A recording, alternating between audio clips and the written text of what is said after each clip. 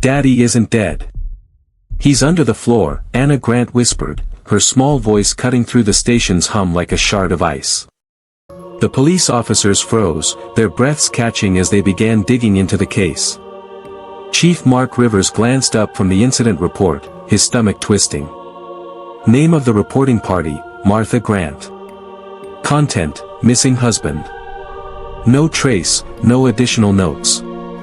What sent a shiver down his spine was that Martha hadn't filed the report. It was her neighbor, Mrs. Frances Davis, standing before him, her face pale, clutching the hand of a 4-year-old girl, Anna, who gripped a teddy bear, her cheeks as white as a winter moon. She didn't want me to take Anna anywhere, Frances said, her voice trembling with urgency, as if afraid the words might summon something dark. But the girl, she said something chilling. You need to hear it. Mark knelt down, his face softening, though dread coiled in his chest as he met Anna's haunted eyes. What's your name, sweetheart? He asked, his voice gentle, like coaxing a frightened animal. I'm Anna, she replied, her voice a faint whisper, barely louder than the creak of the station's floorboards. Do you know where your daddy went? He pressed, his tone cautious, as if treading on a frozen lake.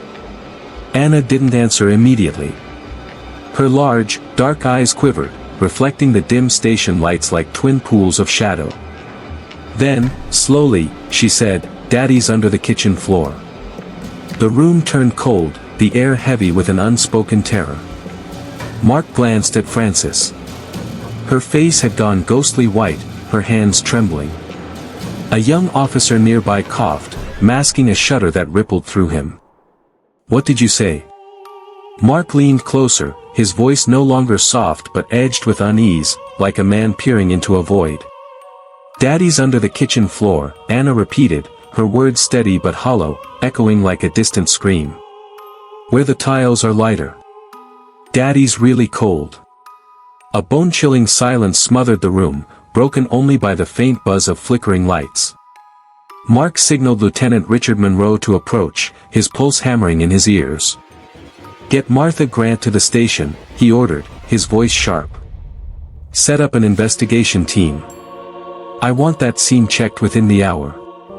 Less than 30 minutes later, Martha arrived, her calm demeanor unsettling. She wore a pristine white blouse and black pants, her hair neatly tied, her eyes devoid of the grief or panic Mark expected from a woman whose husband had vanished. I've told you already, Martha said, her voice smooth, almost too composed. My husband, Julian, disappears for days without warning. This isn't the first time. You didn't find that unusual? Mark asked, his eyes boring into her, searching for a flicker of guilt. No, she said with a casual shrug, her nonchalance chilling. I figured he'd come back, like always. Richard cut in, his voice sharp as a blade. But neighbors heard arguing and things breaking that night. Martha glanced at him, then sighed, as if the question were a minor annoyance. We had an argument, she said dismissively. Who doesn't argue in a marriage? Mark nodded, his mind racing. And did you renovate the kitchen floor recently? Martha hesitated, just a heartbeat too long. I retiled the floor because of mold, she said. I did it myself. You retiled it yourself? Mark asked, surprise lacing his tone, his eyes narrowing like a predator sensing weakness. Yes, Martha snapped, too quickly, her voice tight. I watched tutorials online. Richard produced a USB drive, his expression grim. Your neighbor, Mr. Ernest Morgan, has a security camera. Footage shows you carrying Anna out of the house at 3 a.m. and returning alone with a bag of construction materials. Care to explain? Mark's voice was low, heavy with suspicion, pressing against the room's tense silence.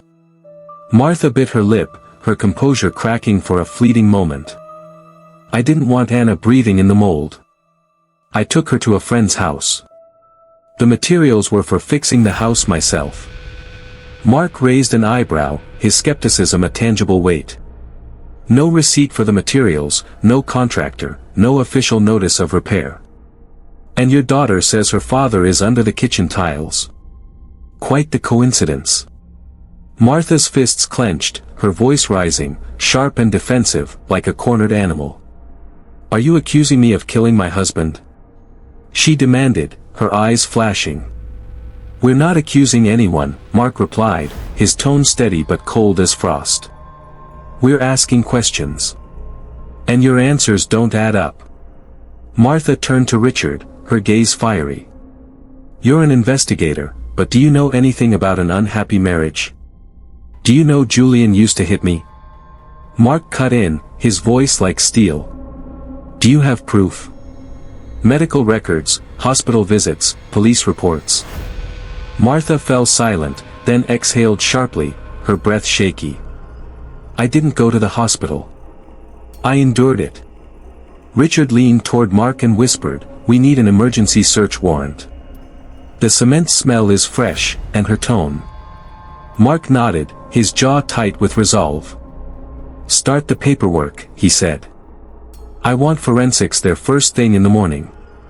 The next morning, officers descended on the small house at the end of Maplewood Street, a quiet suburban Illinois corner now cloaked in dread. Led forensic officer Lisa Parker, her demeanor cold but razor-sharp, knelt on the kitchen floor, her gloved fingers tracing the newly laid tiles. A faint, acrid scent hung in the air. Cement still fresh, she said, her voice low, almost reverent, as if speaking to a grave. Not fully dry. There's something underneath, she added, her eyes narrowing as she turned to a technician. Start drilling at the lighter-colored tiles. Martha was confined to the living room, watched by two officers, her face a mask of eerie calm. Anna wasn't there. Frances had taken her to her grandmother Carol's, as Mark had instructed. Lisa pointed with precision. We'll drill layer by layer. Start at the light tiles. The drill's whine sliced through the heavy air, each rotation amplifying the suffocating tension. 30 minutes later, the first layer of tiles was pried loose. Beneath the gray mortar, a glimpse of dark fabric emerged, like a secret clawing its way from the earth. Lisa halted a technician. Slow down. Use your hands for the rest.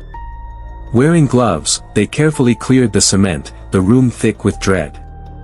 A young officer gasped, "Oh my God!" A human foot, pale, blue, and stiff as death, emerged from the soil. Mark stepped forward, his face grim, the weight of the discovery pressing against his chest. He turned to Martha, his voice low and heavy. "Anything you'd like to say?" Martha said nothing, her face turned away, as if the sight of her husband's remains was too much, or not enough. Lisa's voice cut through the silence, heavy with certainty. Male body, fully wrapped in fabric. Dried blood on the head. Blunt force trauma. Richard snapped photos of the scene, then crouched, his gloved hand retrieving a shattered object beside the body. "It's a phone," he said, his voice taut. "Cracked, but we might recover data." Mark's eyes narrowed, his voice a low growl. "Do it. Send it to tech." Another officer stumbled outside, retching into the grass. Lisa didn't flinch. "Not everyone's built for death," she said, her tone flat but heavy with truth. Mark stared at the body, its eyes still open, fists clenched as if frozen in a final struggle. He glanced at the silent house, curtains swaying in the faint breeze, whispering secrets. "This isn't a disappearance," he said, his voice low and resolute. "Not an accident. This is premeditated murder." He turned to Richard. "Arrest Martha Grant.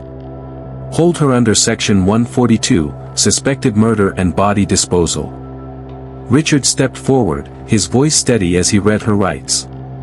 "Mrs. Martha Grant, you are under arrest for suspicion of murder. You have the right to remain silent." "Silent?" Martha scoffed, her voice bitter, dripping with years of suppressed rage. "Do you know how many years I've lived in silence?" Mark's reply was cold, unyielding. "Well, no one needs silence anymore." The clink of handcuffs echoed through the cement-dusted room, sharp and final. Martha didn't resist. She glanced at the unearthed tiles where her husband's body lay exposed, her gaze hollow, as if her soul had long since fled. In the transport to the detention center, Richard glanced in the rearview mirror. Martha sat motionless, a statue carved from guilt and secrets. Some commit crimes in a fit of rage, he thought, but others, like Martha, orchestrate a full-blown tragedy. Back at the station, Mark called an emergency meeting. The forensics team, data recovery techs, and prosecutor Rose Martin, her eyes sharp as daggers, gathered in the dim conference room. Lisa Parker spoke first, her voice steady but grim. The victim, Julian Grant, died of blunt force trauma to the skull from behind. No defensive wounds. No blood at the burial site, she added, indicating the body was moved before burial. Mark nodded, the weight of premeditation settling like a stone in his chest. Rose folded her hands, her voice cutting. For a solid prosecution, we need every piece of the puzzle: motive, timeline, evidence. Anna's words are key, but a child's testimony isn't enough. We need more. A young tech officer, Stephen Harris, stood, his hands trembling slightly. We're recovering data from the broken phone. Most of the memory's gone, but a few texts survived. He projected them onto the screen. A chilling exchange between Julian and Martha appeared. Julian, Martha, I can't do this anymore. I'm filing for divorce next week. Martha, if you leave me, I'll make you disappear. Julian, don't be crazy. Think of Anna. Martha, Anna will be fine. Without you, she and I will live better. The room fell silent, the words hanging like a noose. Rose frowned, her voice low. That's enough to prove motive. Mark signaled Richard. Send the team back to Martha's house. Look for property papers, loan documents, anything showing financial motive. 2 hours later, Richard returned with a box of documents, his face grim. This is the property deed, he said, pulling out a stack. Julian was the sole owner. Martha tried to transfer ownership by claiming he was missing. He produced another bundle. Loan receipts, nearly $240,000 borrowed from Julian for a supposed business investment. No repayment made.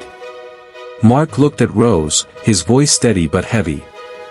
Add financial motive to the threat. That's more than enough. Not done yet, Richard added, his tone dark. We found frequent private messages between Martha and a man named Samuel Brooks on social media. Mark tapped the table, his eyes narrowing. I want to speak with that man. That afternoon, Samuel Brooks, a tall man with neatly combed hair and a dark shirt, was brought into the interrogation room, his eyes darting nervously. How do you know Martha Grant? Rose asked, her voice sharp and direct. Samuel swallowed hard. We met in an investment group, talked online, met a few times. Were you romantically involved? Mark pressed, his gaze unrelenting. Samuel hesitated, his voice shaky. I had feelings, but nothing improper happened. She always said her husband was terrible, that she was tired of being controlled. Did she ever talk about hurting him? Richard asked, leaning forward. Samuel took a deep breath, his eyes haunted. Once, she said, I wish he would just disappear, but I thought it was just venting. Rose repeated his words, her tone probing. Do you think Martha is impulsive? Samuel fell silent, then whispered, no. She's more calculated than I thought. Meanwhile, at the home of Carol Grant, Julian's mother, little Anna sat by the window, drawing with a crayon. Carol placed a glass of milk beside her, her voice soft but trembling. What are you drawing, sweetheart? Anna pointed at the paper, where a crude figure lay beneath a tiled floor, surrounded by stacked tiles. It's Daddy, she said, her voice eerily calm. He's under there. Carol gripped the table, her voice shaking as dread clawed at her heart. Who told you about that? I heard it, Anna said, her eyes fixed on her drawing, unblinking. Mommy had a big pan. Daddy said, "Don't." And she hit him hard. Then Daddy stopped talking. Carol shuddered, struggling to stay calm. And then what? Mommy said, "Don't tell anyone. If you do, our family will fall apart." Carol buried her face in her hands, tears streaming down her cheeks, her heart breaking for the child who had seen too much. In the interrogation room, Rose concluded, her voice heavy with finality. Martha didn't just kill someone. She staged a fake home repair, created a false alibi by removing Anna, and coached her into silence. That makes this crime even more sinister. Mark nodded, his face grim. "I'll recommend charges for premeditated murder, concealment of a body, and manipulating a minor into withholding testimony." Richard added, his voice thick with emotion, "not just for Julian, but for Anna. That child has been living in lies and violence since she was 4. Rose checked her watch, her tone resolute. "Prepare for the preliminary hearing. I want every piece of evidence organized. Anna's words may not be admissible, but they're the emotional linchpin." Mark stood, his voice somber, weighted with sorrow. "We're not just seeking justice for the dead. We're trying to save a living soul, one already scarred." On the way back to Carol's house, Frances asked softly, her voice trembling, "Do you think Anna really understands everything?" Carol shook her head, her eyes red with grief. "She's just a child. But the saddest thing is when a child understands too much and no one lets her speak." Frances choked up, her voice breaking. "I've never seen a child so calm yet so full of pain. When Anna said, 'Daddy's cold,' I got chills." Carol squeezed Frances's hand, her voice fierce. "I'll protect that child no matter what." That evening, Mark reviewed the case file, his heart heavy. He opened a photo of Anna drawing by the window, her face unnaturally serious for her age, as if she carried the weight of the world. He sighed, his voice barely a murmur. "Some people bury a body after killing. Some bury their child's entire childhood." He gazed out the station window, the dim glow of night spilling over Maplewood Street, casting long, eerie shadows. Tomorrow, the case would move to prosecution. The cement had dried, but the blood would never fade. The next morning, under the biting cold sunlight of suburban Illinois, the forensic team and tactical police swarmed the house at 17 Maplewood Street. Once a quiet residence, it was now encircled by yellow tape, neighbors whispering behind curtains, and service vehicles lining the narrow street. Lisa Parker, the lead forensic investigator, adjusted her rubber gloves, her steely eyes scanning the kitchen floor like a hunter tracking prey. She signaled 2 team members to drill through the newly tiled area. Part of the floor had been examined the previous day, but now they would demolish the entire 40-centimeter thick cement base where Anna had pointed. The saw's sharp whine cut through the air, tiles shattering into jagged shards. A harsh, acrid odor rose, thickening the atmosphere with a sickly dread. Detective Richard Monroe wrinkled his nose, stepping back, his face pale. "Decomposition smell," Lisa confirmed, her voice unflinching yet heavy, like a tolling bell. Everyone stepped back. "Hazmat team, move in." Forensic tech Thomas Daniels slid a crowbar into the cement's edge. Within 10 minutes, damp earth emerged beneath, cold and unyielding. "Careful," Lisa warned, her voice low. "We have signs of a buried object. Dig by hand." The scratching of small shovels echoed in the oppressive silence, each scrape amplifying the tension. Sweat beaded on Thomas's face, despite the house's chilly 65 degrees Fahrenheit air. Suddenly, he froze, his hand trembling. "Something's here," he whispered, his voice barely audible. "I touched fabric." Lisa leaned down, her flashlight piercing the soil's darkness. "Stop," she ordered. "Clear the surrounding dirt gently." The team seemed to hold their breath, the air thick with anticipation and dread. After nearly 10 minutes of careful excavation, the edge of a large burlap sack appeared, dark, crumpled, and stained with deep red blotches, like dried blood screaming from the earth. Richard stepped back, his hand instinctively resting on his holstered gun, though he knew no threat lived beneath that soil. "Get a fabric sample," he said, his voice tight, as the weight of the discovery settled over the room like a shroud. "Open the bag," Lisa Parker ordered, her voice low but firm, cutting through the oppressive silence like a scalpel.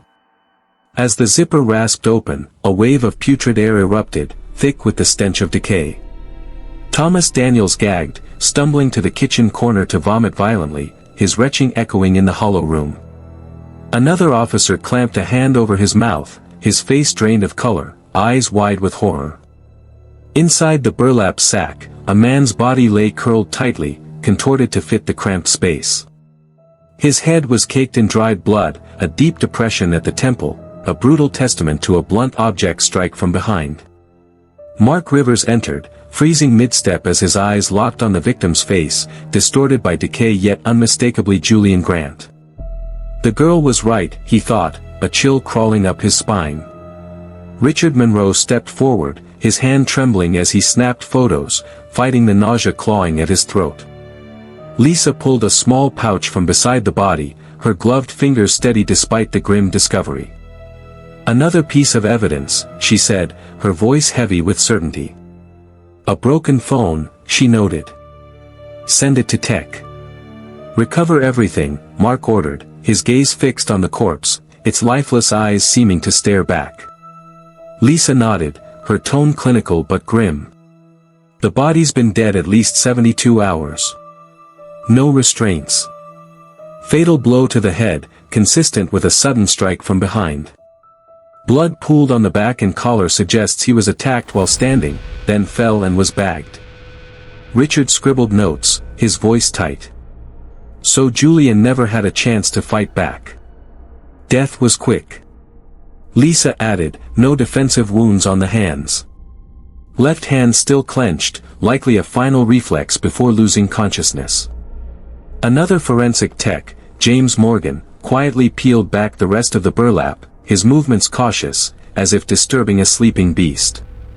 He shuddered, his breath catching as he spotted a digital watch still strapped to the corpse's wrist. The screen was cracked, its hands frozen at 2:42 a.m. "Could be the time of death," Lisa whispered, her voice barely audible, like a ghost's murmur. "Matches the camera footage of Martha leaving the house with Anna."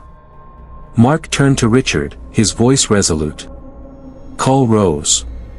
Tell her to prepare the indictment file. This is a clear-cut murder case. Nothing left to debate." At the central holding facility, Martha Grant sat on a narrow metal bed, her eyes blank as she stared through the small barred window, the dim light casting harsh shadows across her face. The door creaked open, and Rose Martin stepped in, clutching a thick case file, her presence like a storm cloud. "Do you have anything to say?" Rose asked, her voice blunt, cutting through the cell's stale air. "No," Martha replied, her voice hollow, as if her soul had already fled. "We've excavated the kitchen floor," Rose said, her tone unyielding. "Julian's body was there. A dark fabric sack, blood, the blow, a phone, a broken watch that stopped the moment you took your daughter outside. Nothing to add." Martha gave a faint, bitter smile, her eyes glinting with defiance. "I guess you're happy to be right." Rose leaned forward, her voice sharp as a blade. "I don't need to be right. I need the truth. And you need to decide if you're a murderer or a victim." Martha didn't respond. She stood, pacing her cell slowly, her footsteps echoing like a metronome of guilt. "Julian said he was leaving me," she said, her voice barely above a whisper. "He said he'd take Anna. I couldn't let that happen." Rose's eyes narrowed, her tone icy. "You're admitting you killed your husband?" Martha stayed silent, her gaze distant, as if peering into a void only she could see. "You planned everything," Rose pressed, her voice cold and relentless. "Pretending to take Anna away as an alibi, buying materials to redo the floor that same night. This wasn't rage. It was calculated. He drove me mad, Martha whispered, her voice trembling with suppressed anguish. I felt like a ghost. If I hadn't struck first, I would have disappeared. Rose's voice turned frigid. You could have divorced him. You could have reported him. Instead, you chose murder and buried him under the floor where your daughter plays every morning. Martha clenched her fists, her voice sharp, slicing through the air. I don't regret it. In the digital forensics room, technician Stephen Harris sat hunched over a computer, his eyes locked on the screen, sweat beading on his brow. A 38-second video clip had just been extracted from the damaged phone, a priceless, chilling piece of evidence. Mark and Richard stood behind him, the air thick with anticipation. The screen flickered, revealing nighttime footage from a camera high in the kitchen's corner. Julian stood facing Martha, a small suitcase in hand. Martha, I'm leaving, he said clearly, his voice weary. My lawyer will contact you in the morning. You're not going anywhere, Martha replied, her voice low, venomous. I don't want Anna to see this. Don't make things worse. Julian turned away. Martha grabbed a cast iron pan, her movements swift and deliberate, and rushed toward him from behind. The video cut off at that moment, the screen plunging into darkness. Stephen's voice trembled. That's all. That's the whole clip. Mark clenched his fists, his jaw tight. We have everything we need. Now we wait for trial. That night, Carol Grant held Anna in her arms, the child trembling from a nightmare, her hair damp with cold sweat. Carol whispered, her voice breaking, your dad will have his voice heard, sweetheart. And you'll live as a child again, not a witness to a crime.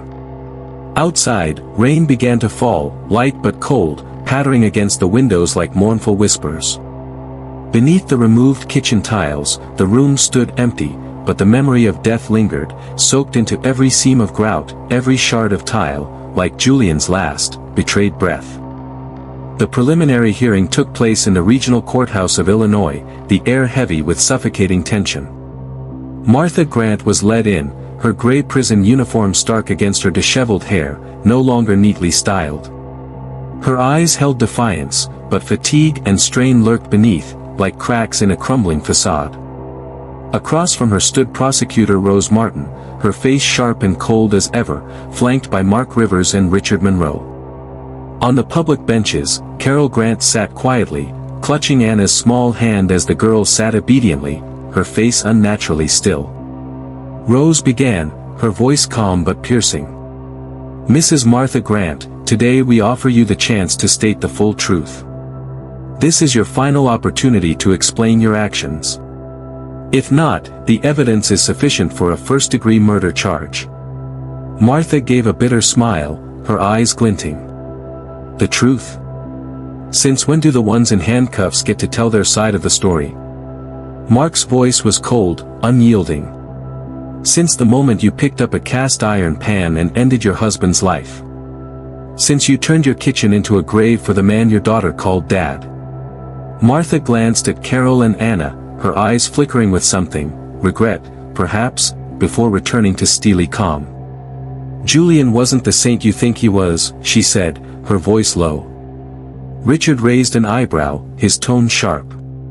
Explain. Martha licked her lips, her words measured, emotionless. When we first married, Julian was gentle, kind. But he changed. He controlled me, questioned every text, every interaction. I quit my job at the cosmetic store because he said I dressed too flashy. I cut off friends because he called them bad influences. Mark interjected, his voice firm. Do you have medical records? Evidence of psychological or physical abuse? No, Martha replied instantly, her voice flat. I never thought to report the man I shared a bed with. I thought I could endure it for Anna. Rose raised a hand, her tone cutting. According to notes from Julian's therapist, Dr. Fred Sanders, you were the one exhibiting controlling behavior. He wrote, Julian shows signs of distress from living with a wife who is impulsive, manipulative, and prone to depressive outbursts. He made that up, Martha hissed, her teeth clenched, her composure cracking. Then what about your messages to your former friend, Laura Mitchell? Rose read aloud, her voice steady but damning. If Julian leaves me, I'll make sure he never leaves anyone again. There's a way to silence someone forever if you stay cold enough. Martha's fists clenched, her voice tight. I was just venting. Mark stood, placing a piece of evidence on the table, the weight of it palpable. This wasn't venting. He revealed the cast iron pan, its rim stained with dried blood. The blood matches Julian's DNA. This is the murder weapon, not a message. Martha lowered her head, then looked up, her voice dropping to a chilling whisper. Why don't you mention that Julian filed for divorce? That he wanted to take Anna's custody, to kick me out of the house I helped build? What did you expect me to do? She asked, her tone raw with desperation. Richard snapped, his voice sharp. No one forced you to kill. There are laws. Where were those laws when I cried every night? Martha whispered, her voice trembling with buried pain. Where were they when I begged him not to throw me away like trash? Rose spoke slowly, her words heavy. No one denies pain, but no amount of pain justifies burying a body under a kitchen floor. The investigation team widened their scope, delving into Martha's relationships. Mark called in Laura Mitchell, her former best friend, to clarify the threatening messages. Laura, a thin woman with curly hair and a distant voice, hesitated at first. We used to be close, she said, her tone soft but uneasy. Martha demanded attention. She was quick to anger. Do you recall anything she said about Julian? Richard asked. Laura paused, her eyes distant. Once she told me, I hate the way he looks at Anna, like she's his alone. If I lose Anna, I have nothing left. I thought it was jealousy. Rose pressed, her voice probing. Do you think Martha is capable of murder? Laura fell silent, then spoke quietly, her voice heavy. I don't want to believe it. But when I heard Julian was missing, I wasn't surprised. I've seen that look in her eyes, not sadness, but a decision made. That night at Carol's home, Anna played with building blocks, arranging them into a square, placing a plastic figure in the center. Carol watched, her heart aching. What are you making, Anna? I'm building a bed for Daddy, Anna replied, her voice eerily calm. Like the one in our house before. Carol shivered, her voice trembling. Daddy's not there anymore, sweetheart. He's in a better place. No, he's not, Anna said, shaking her head, her eyes wide and unblinking. He's still cold. I saw him shivering in my dream. Carol hugged her tightly, her voice breaking. Daddy loved you very much. But now he needs you to be strong. He'll be happy if you're safe and loved. Anna looked up, her voice soft as a whisper on the wind. Then does Mommy love me? Carol choked back a sob, her heart shattering. Your mom did something very wrong. But you are not wrong, Anna. You're just a child, and you'll be protected. At the detention center, Martha was visited by her defense attorney, Victor Anderson, a man in his 50s with graying hair, known for tackling tough cases. He spoke bluntly, his voice steady. Martha, I'm not here to help you deny the charges. But I can help you retain some dignity by cooperating and being honest. Dignity? Martha scoffed, her voice bitter, edged with despair. I buried my dignity with Julian. Victor met her gaze, unflinching. You have one last chance, so your daughter doesn't grow up ashamed of your name. Martha said nothing, but for the first time, her eyes softened, conflicted, perhaps even regretful, as if the weight of her actions had finally begun to sink in. The next morning, Rose submitted a report to the county court judge, her voice resolute. Physical evidence, phone data, recovered video, witness testimony, and the crime scene all align. Martha Grant had motive, opportunity, and means. The act was premeditated, followed by staging the scene and coercing a child into silence. The judge nodded, his expression grave. Permission granted to continue detaining the defendant until the formal trial. Mark gazed out the courthouse window, the early morning light spilling onto Maplewood Street, but it held no warmth. He saw only raw, unfiltered truth. A man died believing in love, a child lost her childhood witnessing her father's death, and a woman, perhaps once wounded, chose to wound others with her own hands. At Dr. Lucy Bennett's child psychology clinic on the second floor of a red brick building in downtown Illinois, Carol held Anna's hand, her face tense despite her efforts to stay calm. Anna hadn't spoken all morning, clutching her old teddy bear, a birthday gift from Julian, her steps slow and deliberate. A nurse, Diana Johnson, greeted them warmly. "Hello, Mrs. Carroll. Can Anna come with me?" Carol nodded gently, her voice soft. "I'll be right outside, sweetheart." Anna didn't respond, turning her face away but allowing Diana to lead her into the therapy room. The room was colorful, with a shelf of picture books in one corner and a dollhouse in another, yet it felt heavy with unspoken sorrow. Dr. Lucy Bennett, a woman in her 40s with light brown hair and calm eyes, smiled softly. "Your name is Anna, right?"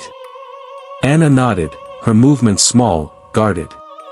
"Do you like drawing?" Lucy asked, her voice gentle as a breeze.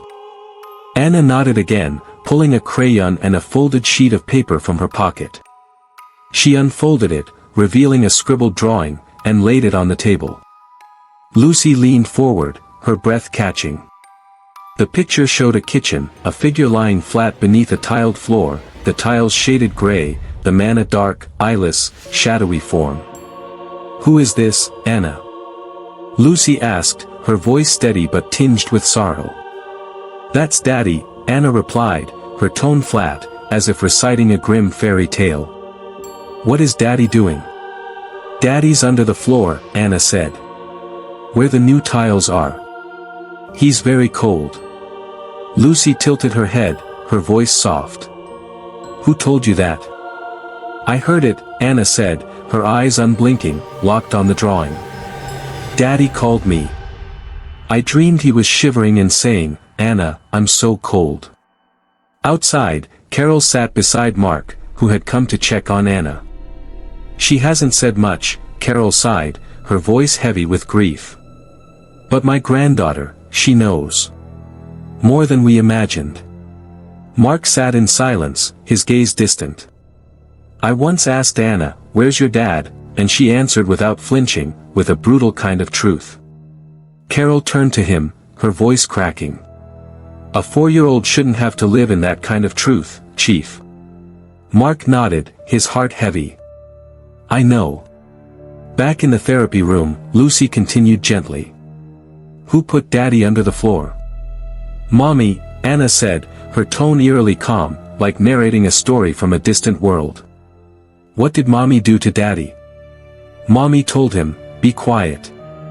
Then she picked up the pan. She hit him hard. Daddy stopped moving." Lucy scribbled notes, her hand steady but her heart racing. "Were you scared?" Anna looked down, her voice small. "I wasn't allowed to be scared.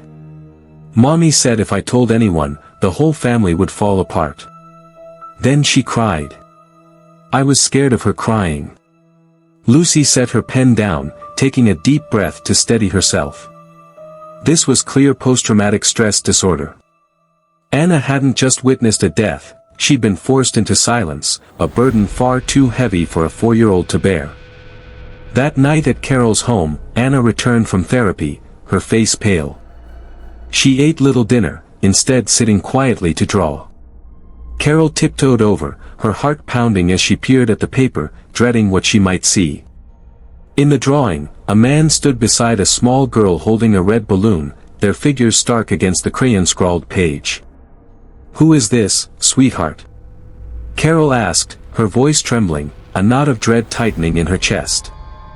"That's Daddy," Anna replied, her voice soft but eerily calm. "He's not cold anymore. He has a balloon." Carol's breath caught, her arms wrapping tightly around her granddaughter, as if to shield her from the haunting image. That night, as Anna slept, she whimpered in her dreams, her small voice piercing the silence. "Don't leave me, Daddy. Don't let Mommy shut the door." Carol held her through the night, her eyes burning with unshed tears, unable to close them for even a moment, haunted by the child's cries. The next morning, Dr. Lucy Bennett arrived at the police station at Rose Martin's request, her face grave as she prepared to deliver a psychological assessment. "I can't bring Anna in as a formal witness," Lucy began, her voice steady but heavy with sorrow. "But her statements are chillingly consistent, matching the investigation's findings perfectly." She described the timeline, the body's location, and Martha Grant's actions with precise detail. Lucy continued, her words measured, as if handling something fragile yet dangerous. Rose leaned forward, her eyes sharp. "Does she show fear toward her mother?" "Not typical fear," Lucy replied, her tone soft but weighted. "It's a deeper terror, fear of losing love, of betraying her mother. Children often cling to the belief that their mothers love them, no matter what horrors they've committed." Mark's voice was low, burdened. "Can we use her drawings as emotional evidence in court?" Lucy paused, considering. "Legally, no. But emotionally, socially, they carry immense weight. If the court allows, I can testify as an expert witness to explain the psychological devastation this has caused Anna." Rose nodded, her expression resolute. "I'll request the drawings be added to the case file." That afternoon, Scott Vincent, a journalist known for his piercing investigative pieces, approached Mark, his eyes alight with purpose. "Chief Rivers, I've heard about the Martha Grant case. I'd like to write a feature story. I won't name Anna. I want the public to see how some children are dragged into crimes no one notices." Mark studied him, his gaze heavy with caution.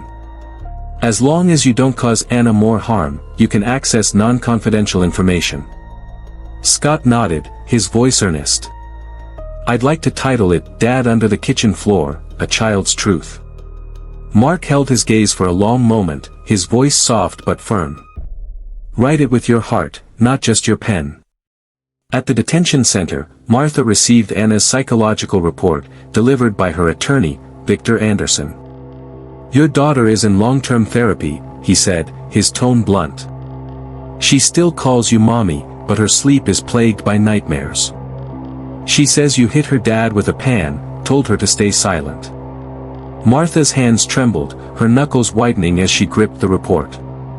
"She remembers," she whispered, her voice breaking. Victor's tone was unyielding.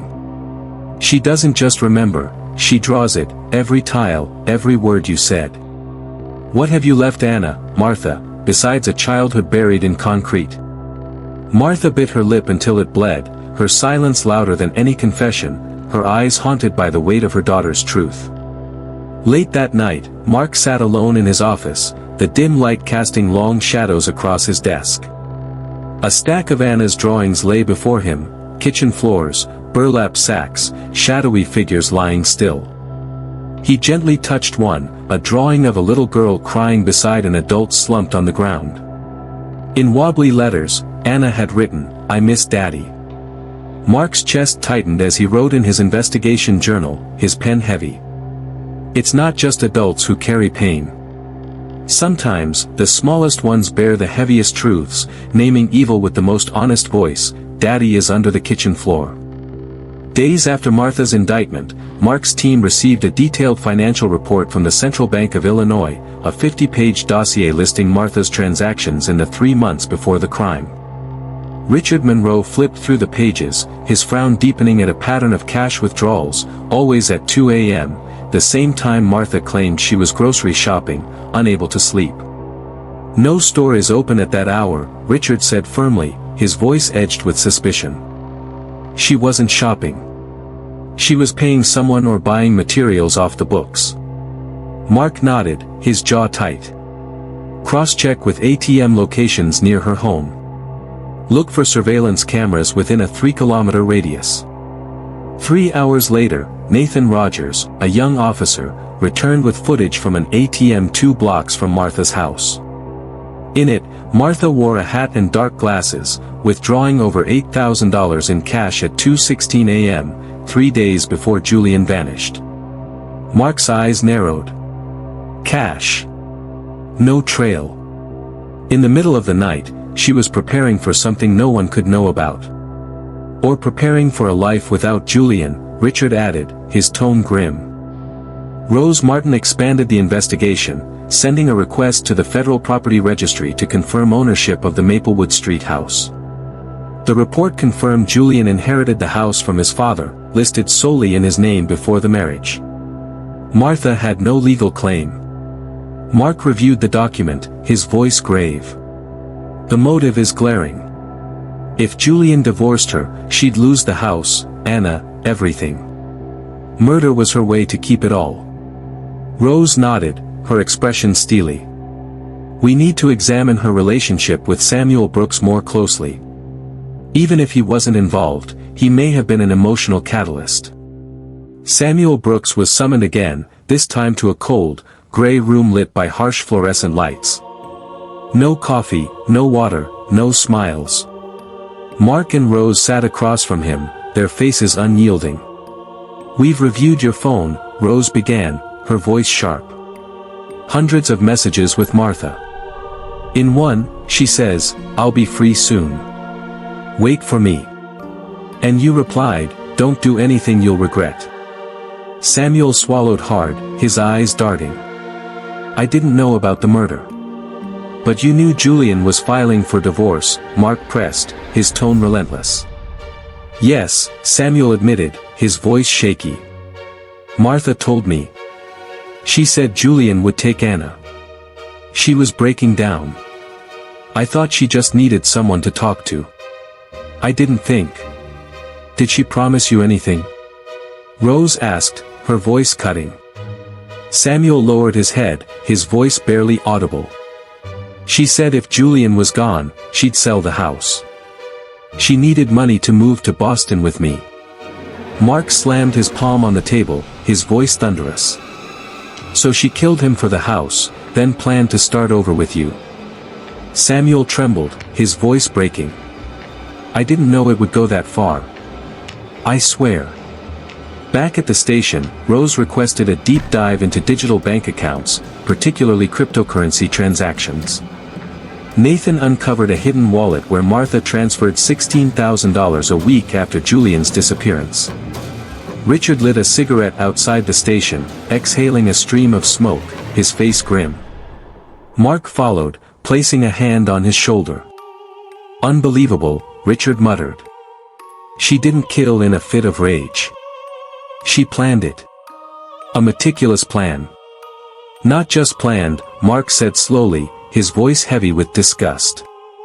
She turned her own child into an unwilling witness. She didn't just kill Julian, she stole Anna's entire childhood. That evening, Carol sat with her private attorney, Alan Parker, a longtime family friend, reviewing case files. Do you want to pursue full legal custody? Alan asked, his tone gentle but firm. It's not about wanting, it's about needing to, Carol replied, her voice fierce with resolve. I won't let my granddaughter be returned to that woman. Ever. Alan nodded cautiously. Criminal and civil custody cases are often separate, but with this evidence, we can coordinate them. You'll need to testify at the custody hearing. Carol's eyes burned with determination. I'll do whatever it takes for Anna. 3 days later, in a closed hearing, Rose requested additional charges, coercing a minor to remain silent and manipulating a child's testimony. Based on Anna's statements, her drawings, and Dr. Lucy Bennett's psychological report, the defendant threatened her daughter to cover up the crime, Rose explained, her voice unwavering. The judge, his expression grave, asked, is the psychological impact on the child evident? Rose's voice was firm, resonant. This child is 4 years old, Your Honor, yet she's carried a secret most adults would be terrified to bear. If that isn't harm, I don't know what is. Mark added, his tone somber, we also asked the court to consider financial fraud post-homicide, specifically actions to illegally appropriate the victim's estate. The judge nodded, his voice steady. I approve the additional charges. The case will be tried under the special aggravated category. A week later, Dr. Lucy Bennett brought Anna to a group therapy session with 4 other children, each carrying their own silent pain. One had lost a father in an accident, another abandoned by their mother. Lucy encouraged them to draw their safest place. Anna's drawing showed her grandmother, her teddy bear Peepo, and a chair by a window. But in the bottom right corner, a black figure lay under a floor, a haunting shadow. Lucy sat beside her, her voice gentle. Who's that, sweetheart? That's Daddy, Anna replied, her tone calm but distant. Where is Daddy now? Daddy's resting, Anna said. He told me not to worry. He said, you did the right thing, Anna. Because of you, I won't be forgotten. Lucy bit her lip, her eyes misting as she wrote in her treatment journal, no one is born to carry the secret of a death. But Anna, with her innocent words, Daddy is under the kitchen floor, opened the door to justice. She is not just a witness. She is the first light in the darkest room. At the detention center, Martha received devastating news. Samuel Brooks had been charged with concealing information and aiding after the fact, though he hadn't participated in the murder. She slammed her hand against the wall, screaming, her voice raw with betrayal. He promised he'd be there for me. A guard, Stella Roberts, stared coldly. You killed your husband, manipulated your daughter, and now you're blaming your lover? Martha glared, her voice low and fierce. I did it because I didn't want to lose everything. Stella smirked, her tone cutting. And now you've lost it all. That afternoon, Martha was summoned for a 4th interrogation, wearing a thin windbreaker, her eyes sunken, though defiance still flickered in her gaze. Mark entered, followed by Rose and Victor Anderson. Martha, Mark began, his voice steady, we've confirmed your financial transactions over the 3 months before Julian's death. You borrowed $18,800 from him, correct? Yes, Martha answered, unflinching. For my own business. But there's no company, no license, no registered partner, Rose said icily. And after Julian disappeared, that money was transferred to an anonymous crypto wallet. I was afraid they'd take it back, Martha whispered, her voice trembling. No, Victor interjected, his tone firm. I advise my client not to answer further without my approval. Martha glanced at Victor, then gave a bitter laugh, her voice hollow. A lawyer can save your life, but not your name. Mark continued, his voice calm but relentless. We also discovered frequent communication with Samuel Brooks. You called him, my runaway angel, in hidden messages. That's personal, Martha said, her lips trembling. No, Martha, Rose cut in, her voice sharp as a blade. When your husband is struck in the head, stuffed into a bag, and buried under the kitchen floor, nothing is personal anymore. She presented a forensic handwriting analysis, comparing Martha's writing to threatening notes in Julian's journal. The conclusion, the handwriting matches, pressure, consistency, distinctive looped shapes, Rose said. One note stands out, if you leave me, I'll make sure you have no one left to leave. Mark read it aloud, then closed his eyes, his voice heavy. This wasn't sudden emotion. It was a structured plan. On the morning of November 14th, the Illinois County Court opened the preliminary hearing for Martha Grant's murder of her husband, Julian, one of the year's most shocking cases. The courthouse lobby buzzed with dozens of reporters, journalists, and citizens, their whispers like a restless wind. As the courtroom doors opened, all eyes turned to Martha in her light gray prison uniform. She didn't bow her head or hide her face, walking straight ahead, her gaze cold as ice. Beside her, Victor Anderson's expression was tense but professional. Mark Rivers and Rose Martin were already seated. In the public gallery, Carol held Anna tightly, the little girl in a white dress, clutching her teddy bear, Peepo. No one had required her presence, but Anna had insisted, her voice small but firm, I want to be at the trial for Daddy. The court bell rang, and presiding Judge John Harris, a stern man of Grenadian descent known for his unyielding fairness, struck his gavel. We begin with the prosecution's statement. Rose rose, her gaze sharp as a blade. Your Honor, members of the court, today we present not just a murder case, but an act of betrayal in its cruelest form, a wife who killed her husband as he turned his back, then buried him beneath the kitchen floor where their daughter ate her cereal each morning. The room fell deathly silent, the air thick with dread. We have conclusive evidence, Rose continued, her voice steady but piercing.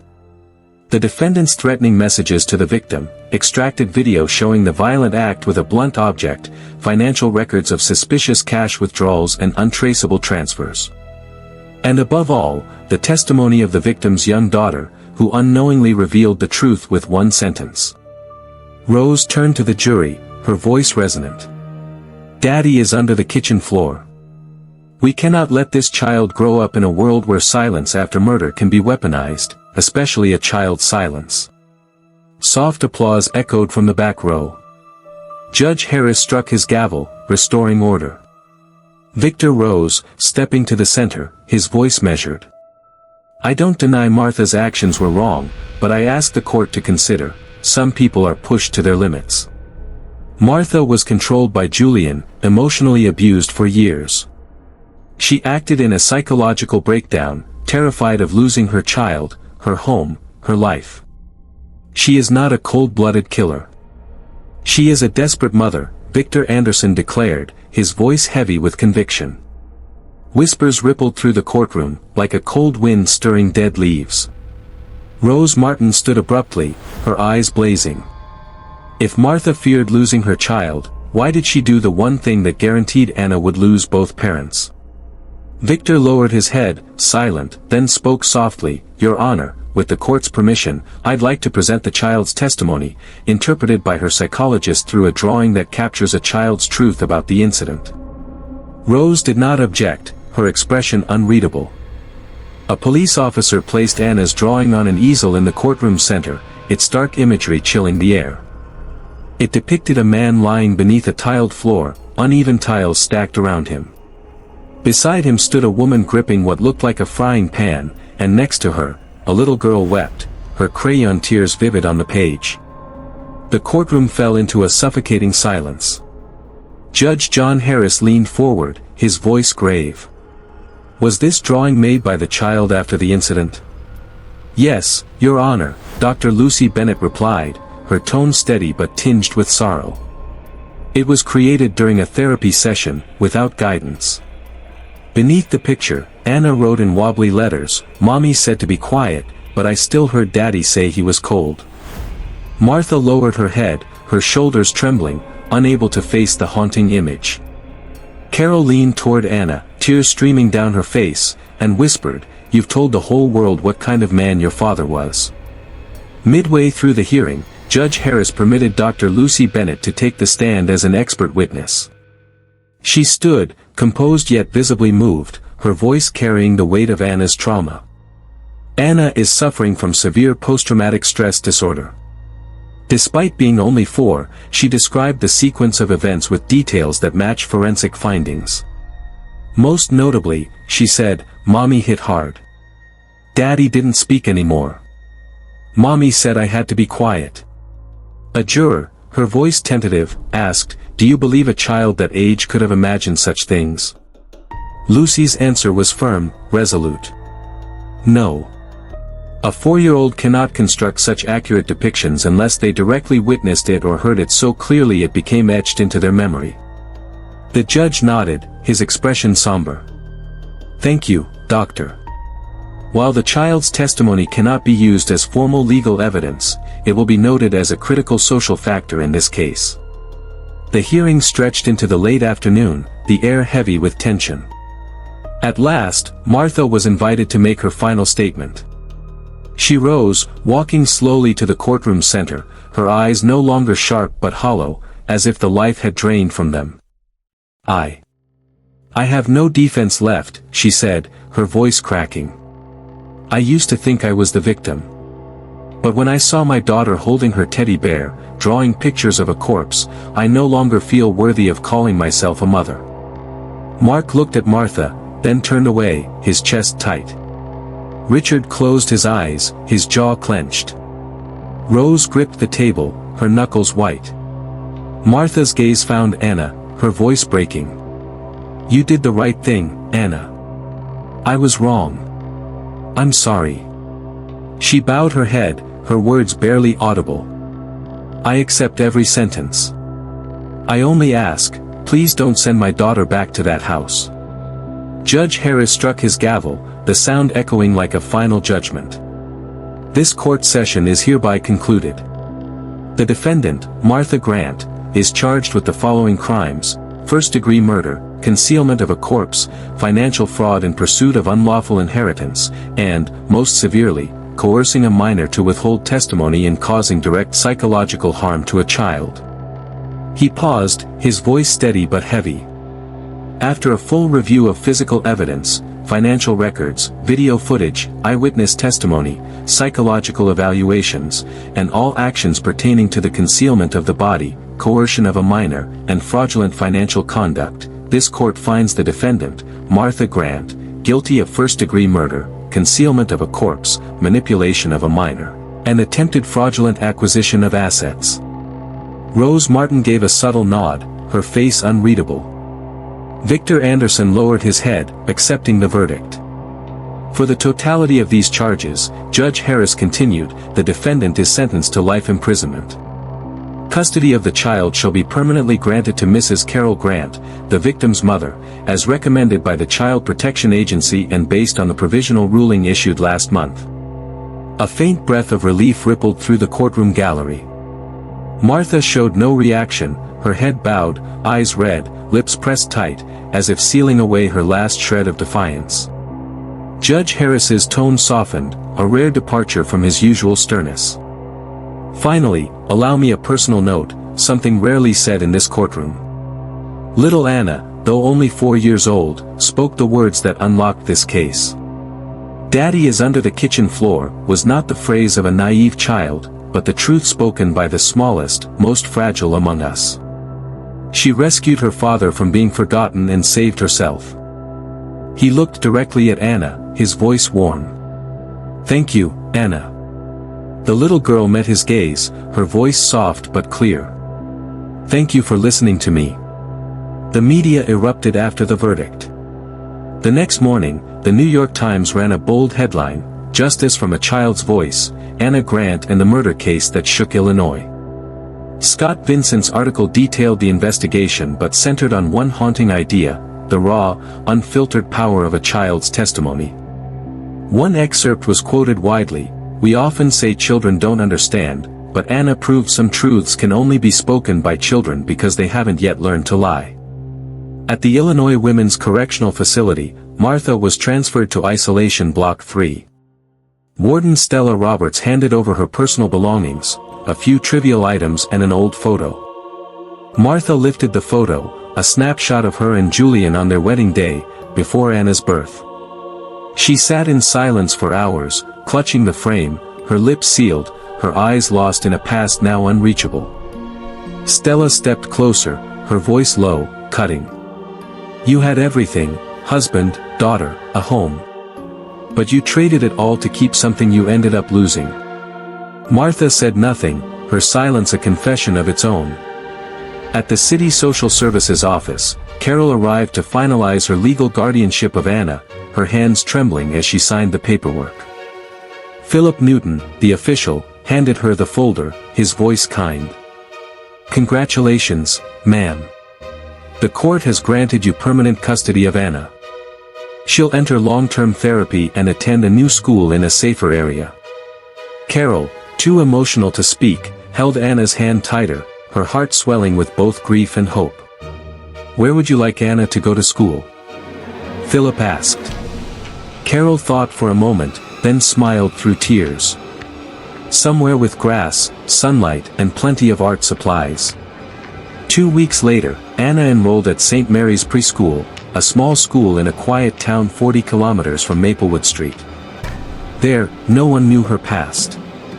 She wasn't Martha Grant's daughter or the witness to a murder, she was simply a new student. On her first morning, Anna walked into the classroom, clutching her teddy bear, Peepo. The teacher, Mary Evans, knelt down, her voice soft. "What's your name, sweetie?" "Anna," she replied, her voice small but steady. "And this is my friend, Peepo." Mary smiled warmly. "Peepo can learn with you." The class giggled, and Anna hesitated, then smiled back, her eyes sparkling for the first time in months, a flicker of light breaking through the shadows. At a post-trial therapy session, Dr. Lucy Bennett met with Anna, bringing a blank sketch pad. "Today, we're going to draw the people who make you feel safe," she said gently. "Remember?" Anna nodded, gripping her crayon with focus. She drew in silence for over 10 minutes, then held up the picture, an elderly woman with silver hair hugging a little girl and a teddy bear named Peepo. Beside them stood a man, smiling, holding a red balloon. Lucy pointed to the man, her voice soft. "Who's this?" "Daddy," Anna answered, her tone calm but warm. "Daddy comes back in my dreams. He smiles and tells me not to be afraid anymore. He says I'm the bravest person he's ever known." Lucy choked up, nodding gently. "You're a hero, Anna." Anna smiled softly, turning to Peepo. "Daddy isn't cold anymore because now he's in my heart." That evening, in the backyard of their new home, Carol watched Anna ride her bike, her laughter pure and bright, echoing through the peaceful space. Francis Davis, the neighbor who first brought Anna to the police, visited and placed a hand on Carol's shoulder. "You did it," Francis whispered, her voice thick with emotion. Tears welled in Carol's eyes. She lost her father, but at least she doesn't have to live in darkness anymore. Francis watched Anna, then turned to Carol. "You saved a child with love. No one is more worthy to raise her than you." Late that night, Mark Rivers sat alone in his office, the final report on the Martha Grant case before him. He placed Anna's courtroom drawing on a shelf, a slip of paper clipped beneath it, scrawled in wobbly handwriting, "Daddy is under the kitchen floor, but now he's in my dreams." Mark exhaled deeply, murmuring, "Justice isn't locking someone away. Justice is when the innocent get to live without fear." 2 years later, Anna Grant was 6 years old, her shoulder-length hair braided into neat pigtails, her large black eyes no longer shadowed by panic. Each morning, she wore a small backpack with a cat on it, holding Carol's hand on the way to St. Mary's preschool.